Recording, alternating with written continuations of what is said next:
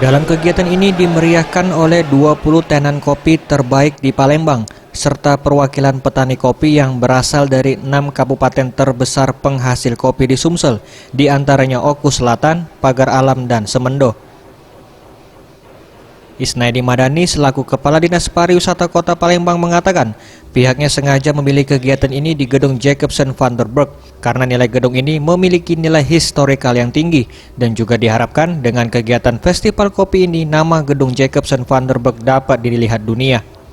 Kedepan Gedung Jacobsen van der Burg akan dijadikan sebagai one-stop destination dan juga termasuk dalam kawasan Sekanak Kerihin atau Tempo Dulu, yakni bangunan tua yang lebih dari 50 tahun yang berada di kawasan Sekanak.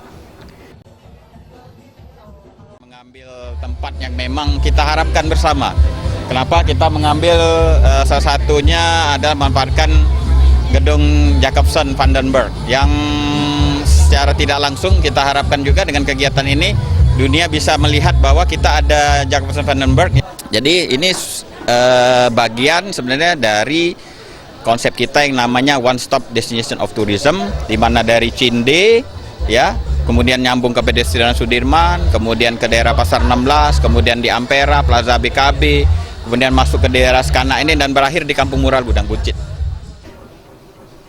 Dengan terselenggaranya acara ini, para pecinta kopi termotivasi untuk mengenalkan Sumsel sebagai salah satu daerah penghasil kopi terbesar di Indonesia, baik kepada masyarakat lokal maupun internasional.